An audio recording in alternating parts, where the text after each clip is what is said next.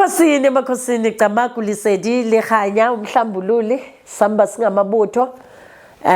Please don't forget to like and subscribe. Ume onika namhlanje uzokhuluma ukuthi isipoko sibonwa umuntu onjani. Yini isipoko? Funny you watch horror movies but mase singapha eyintweni zesintu anifuni ukuthi isipoko sikhona. Nithi idlozi like umuntu maka ngaseke emhlabeni nithi ngeke akasavuki kanjani. Inoba niyababulala and anisafuni ukuthi bavuke so nibabulala ngengqondo ukuthi umuntu ongasekho akasavuki.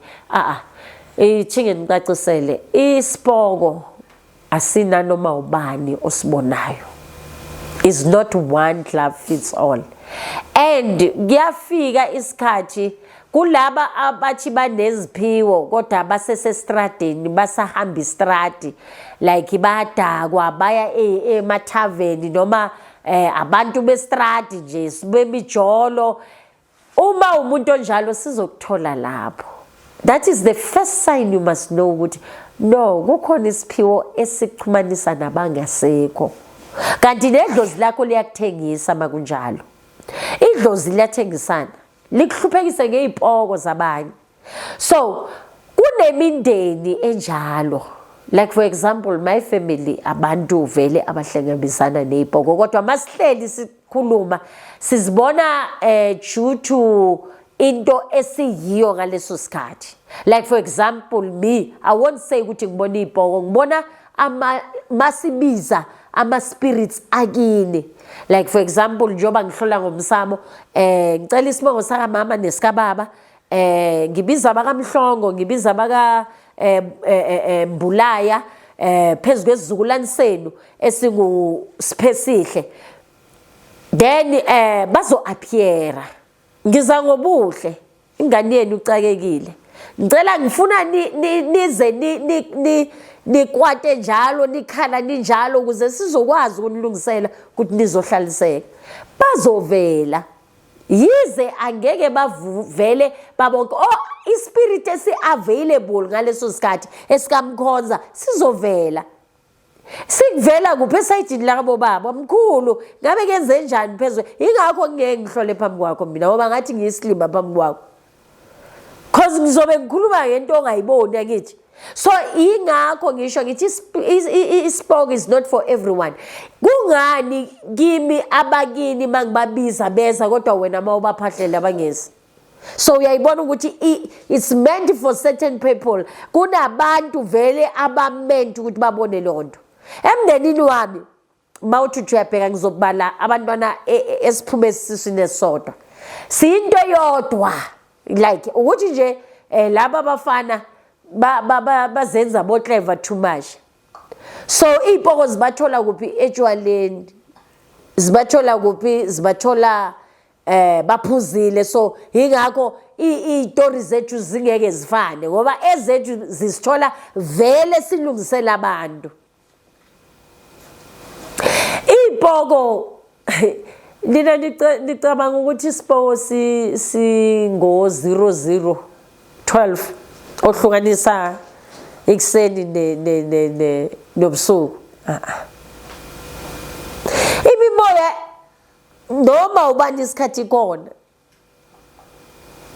sonke isikhathi izipoko zikhona. Abanye nihlala nabo nikhulume nabo ningaboni lutho. Ziyathenga emashop but there's a difference between umkhovu nesipoko. Kukhona imikhovu umuntu wakhona akasekho la emhlabeni kodwa bamthume izitoro ukuthi akahambe ayitoro. Labo bantu sabathola umuntu wakhona yazi thema icala ukungenzakalela leyo nto ngamthola lo muntu abhekane nebisi angamuvi angathini. Kodwa ke ngizwe ngomoya and umoya wakhona ushafa singathi ujika ikhanda.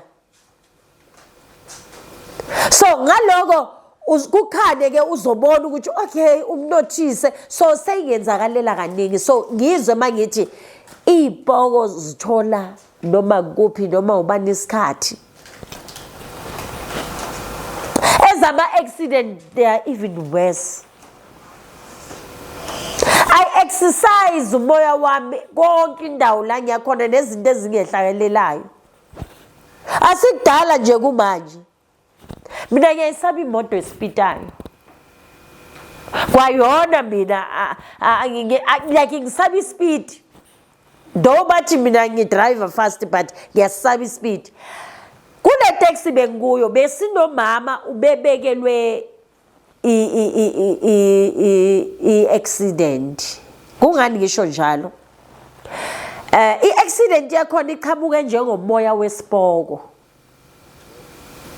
Le taxi besiyikhwelile mina ngihleli la iminyango ka left. Umama uhleli ngale ku right. Uyazi i-accident mase bathi bakubekele yona. Ngikisasho namanje angikholwa ukuthi babonile kenzakaleni kodwa ngibone from icala. Yazi imoto zivele za lose control. Le ngapha bekufanele ishaye ngapha esayidini kule side lapha. Bengathi ngine magnet yokuyibrika ukuthi ibrikele straight to the side engoyo. And it happened so fast ngoba ngithe mangibheka nayo le truck yabrikela close ngathi kune magnet kwayona le moto kodwa I never screamed. Everyone screamed, no driver. Ngathi inkosi not manje. Kwabrika nje. Wakhala umama wakhala wascreama bangibheka umama uthe maka athi ningangiblame uthe makavula inyawo zakhe insimbi zodwa athi ubuya kwi-accident yabantu abafa abayi-14 uyo survivile kuphela.